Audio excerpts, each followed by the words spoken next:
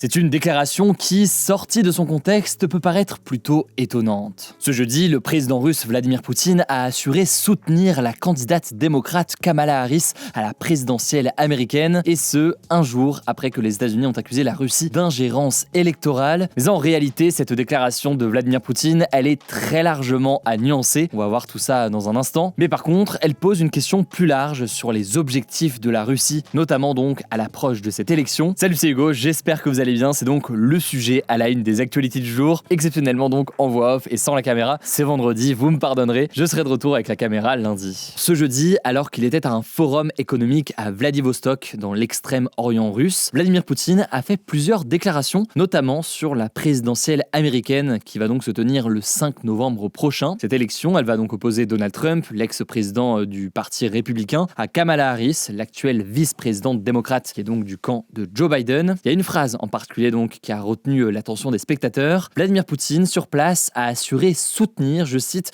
la candidate démocrate Kamala Harris à la prochaine élection présidentielle. Mais en réalité, on va le voir, cette déclaration, elle est a priori ironique de la part du président russe, contrairement d'ailleurs à ce qui a été annoncé par certains médias hier. Bon, si on regarde en intégralité l'extrait pour expliquer son soutien, Vladimir Poutine a notamment déclaré en rigolant que le président américain Joe Biden, je cite, a recommandé à ses électeurs de soutenir Madame Harris, donc nous la soutiendrons aussi. Et Vladimir Poutine a aussi déclaré que Kamala Harris avait, je cite, un rire si expressif et contagieux que cela montre qu'elle se porte bien. Vladimir Poutine fait ici référence à la fois donc au rire de Kamala Harris qui est régulièrement moqué par le camp de Donald Trump, mais il fait aussi référence à la santé de Joe Biden, une santé qui a tellement inquiété ou du moins interrogé les Américains ces derniers mois que Joe Biden a dû se retirer de la course à la présidentielle. On peut le noter, Vladimir Poutine a également estimé que l'ancien président Donald Trump avait imposé, je cite, plus de sanctions à la Russie qu'aucun président avant lui, avant de poursuivre en disant que Kamala Harris, je cite, s'abstiendra peut-être de faire ce genre de choses. Là aussi, bon, on va pas interpréter dans tous les sens et faire du commentaire de texte, mais ça pourrait être aussi assez ironique. En tout cas, on sait que Kamala Harris a déjà affiché son soutien à de très nombreuses reprises à l'Ukraine, et plus largement, les aides financières à l'Ukraine contre la Russie, elles ont bien été poussées en priorité par le parti démocrate. On en parle juste après. Mais alors, quelle a été la réaction du gouvernement américain aux propos de Vladimir Poutine et comment interpréter tout ça? Eh bien, le porte-parole du Conseil de sécurité nationale de la Maison-Blanche, John Kirby, a répondu dans l'après-midi de jeudi. Il a déclaré, je cite, « Les seules personnes qui devraient déterminer qui sera là ou le prochain président des États-Unis, nous apprécierions grandement que M. Poutine, petit a, arrête de parler de notre élection et petit b, arrête de s'en mêler. » Alors, cette déclaration de Vladimir Poutine, elle n'intervient pas à n'importe quel moment. En effet, on peut noter que la veille, les États-Unis avaient accusé la Russie d'ingérence électorale, donc d'influencer ou de tenter de manipuler leurs élections. Cette ingérence, elle peut prendre la forme de cyberattaques, de désinformation ou alors d'autres actions pour favoriser un candidat plutôt qu'un autre. Et là, c'est pas nouveau, hein. Depuis la présidentielle américaine de 2016, le camp démocrate accuse de son côté régulièrement la Russie de mener des opérations d'influence, notamment sur les réseaux sociaux, afin de soutenir Donald Trump. En mai, on peut aussi noter que la directrice du renseignement américain avait d'ailleurs averti sur le nombre croissant de puissances étrangères, pas que la Russie donc, mais notamment la Russie, qui chercherait à influencer l'élection américaine. Selon elle, c'est la Russie qui constitue, je cite, la menace étrangère la plus active, tandis que la Russie a réagi de nombreuses fois à ces accusations et elle rejette ces différentes accusations. Et donc ce mercredi, tout ça s'est passé cette semaine, les autorités américaines ont pris une série de mesures contre des tentatives, selon eux, d'ingérence électorale qui viendraient donc, toujours selon eux, de la Russie. Alors de quoi parle-t-on ici? Déjà, le ministre de la Justice, Merrick Garland, a annoncé la saisie de 32 noms de domaine. Donc des noms de domaine, c'est des URL, des sites, utilisés dans le cadre d'une campagne visant à influer donc sur cette élection. Ces noms de domaine, en fait, ils appartiennent à l'opération de désinformation appelée Doppelganger, qui signifie sosie en français. Et concrètement, c'est une opération qui vise à créer des faux sites qui reprennent l'identité de vrais médias, mais dans le but donc de partager des fausses informations. Et cette opération, elle vise pas seulement les États-Unis, c'est aussi une opération de désinformation qu'on a observée en France. On a déjà eu l'occasion d'en parler il y a quelques mois, il me semble, dans ce format des Actus du jour, quand des sites reprenaient l'apparence de certains sites, comme par exemple du Monde ou du journal Le Parisien, mais pour diffuser des fausses informations. Bon, et puis rapidement, on peut noter que le ministre américain de la Justice a annoncé des poursuites contre 2 responsables du média russe RT, accusés d'avoir donné près de 10 millions de dollars à une entreprise aux États-Unis pour qu'elle diffuse des contenus jugés favorables à la Russie. Et puis il y a aussi des questions de sanctions financières contre le média RT. Là aussi, on avait déjà eu l'occasion d'avoir le débat et les discussions en Europe lorsque l'Union européenne avait décidé d'interdire le média RT, notamment à l'époque. Des décisions qui avaient fait à l'époque beaucoup de débats, on avait eu l'occasion d'en parler. Alors face à cela, la porte-parole de la diplomatie russe, Maria Zakharova, a indiqué dans un entretien à l'agence de presse d'État RIA Novosti que la Russie préparait une réponse à ces nouvelles sanctions qui, je cite, fera frémir tout le monde. Alors maintenant, rapidement, une fois qu'on a dit tout ça, à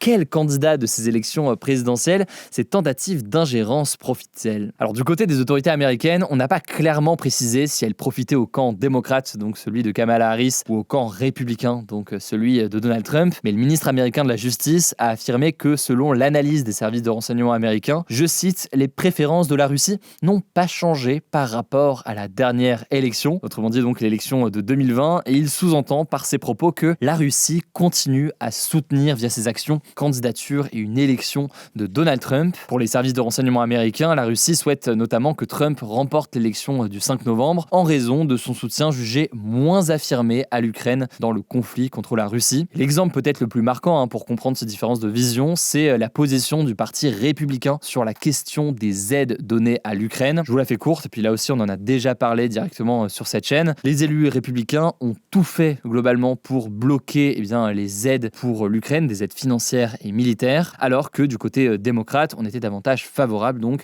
à voter des aides importantes pour l'Ukraine. Bref, pour revenir à ces propos de Vladimir Poutine qui soutiendrait Kamala Harris, soit c'est un soutien réel à Kamala Harris, mais ça paraît quand même assez peu probable donc au vu de tout cela, soit c'est juste une blague ironique dans le fil de la discussion, et c'est aussi quelque chose qui est possible, soit c'est éventuellement une forme de tentative de déstabilisation en donnant donc l'idée que Kamala Harris est réellement proche de Poutine, ce qui pourrait potentiellement favoriser ainsi auprès d'une partie de l'opinion l'élection de Donald Trump. Dans tous les cas, et malgré ces zones de flou, ça me paraissait intéressant de revenir sur tout ça et d'essayer d'analyser ce qu'il en est, de nuancer donc aussi ce qui a été beaucoup relayé hier, comme quoi il y avait un soutien officiel, etc. à Kamala Harris. On voit que c'est quand même beaucoup plus nuancé que tout ça, au vu donc de la façon dont ces propos ont été tenus. Je vous laisse avec Blanche pour les autres actualités importantes de la journée et je reviens juste après. Merci Hugo et bonjour à tous. On commence avec cette actu. Au lendemain de sa nomination au poste de Premier ministre, Michel Barnier doit désormais former un gouvernement et il s'est notamment entretenu avec Emmanuel Macron ce vendredi. L'enjeu, ce serait de former un gouvernement avec des représentants politiques assez variés pour satisfaire l'Assemblée nationale et les différents partis et éviter une motion de censure. Selon de très nombreuses sources, Michel Barnier aurait déjà passé de nombreux appels et ce, même à certaines personnalités issues de la France Insoumise et du Rassemblement National. Il a aussi reçu ce vendredi matin les dirigeants de son propre parti, les Républicains, pour examiner qui pourrait le rejoindre dans son gouvernement. On suivra ça dans les prochains jours. Deuxième actu, on voulait revenir sur le procès Mazan qui s'est ouvert ce lundi. On vous en parlait en début de semaine. Un retraité, Dominique P, est jugé pour avoir drogué sa femme Gisèle pendant une dizaine d'années et l'avoir faite violer à leur domicile alors qu'elle était inconsciente par des dizaines d'hommes recrutés sur internet. Et donc ce jeudi, la victime, Gisèle Pellico, s'est exprimée pour la première fois depuis l'ouverture de l'audience et aussi pour la première fois depuis la révélation de l'affaire en septembre 2020. Pendant près de 4 heures, elle a notamment pu raconter comment sa vie a basculé et a répondu à de nombreuses questions sur son intimité et les pratiques sexuelles de son ex-mari. Elle a notamment fini son audition en affirmant, je cite, « J'essaye de rester debout, mais à l'intérieur, c'est un champ de ruines ». Gisèle Pellico a décidé de rendre le procès public et non à huis clos comme c'était prévu pour que, je cite, « la honte change de camp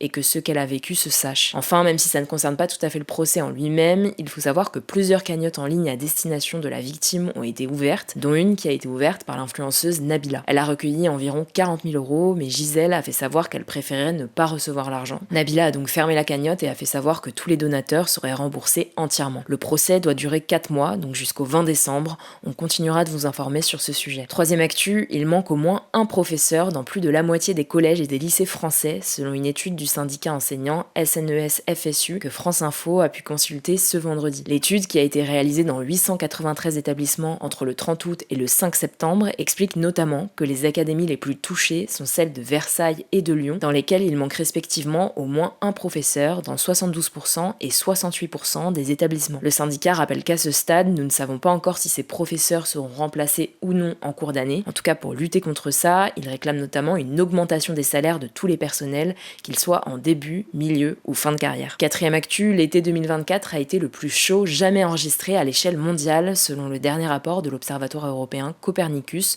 publié ce vendredi. Concrètement, avec une température température moyenne de 16,82 degrés à l'échelle de la planète, le mois d'août se situe à 1,51 degrés au-dessus du niveau pré-industriel et à 0,71 degrés au-dessus de la moyenne de température des mois d'août entre 1991 et 2020. Et selon Copernicus, les températures observées de juin à août rendent de plus en plus probable que 2024 devienne l'année la plus chaude jamais enregistrée. Ces records de hausse de température qui surviennent de plus en plus fréquemment sont causés par le réchauffement climatique dû à l'activité humaine et rendent plus fréquentes et plus intenses des catastrophes climatiques. Cinquième actu, l'ex-président américain Donald Trump a annoncé ce jeudi qu'il comptait charger le milliardaire Elon Musk de mettre en place une réforme de l'administration américaine s'il était élu à l'élection présidentielle le 5 novembre prochain. Cette annonce, Donald Trump l'a faite lors d'un discours sur son programme économique à New York et il a assuré qu'Elon Musk, le patron de Tesla, SpaceX ou encore X, avait accepté cette mission. En fait, selon Donald Trump, les États-Unis sont en crise économique depuis l'élection de Joe Biden et il faudrait donc réformer en profondeur l'économie du pays,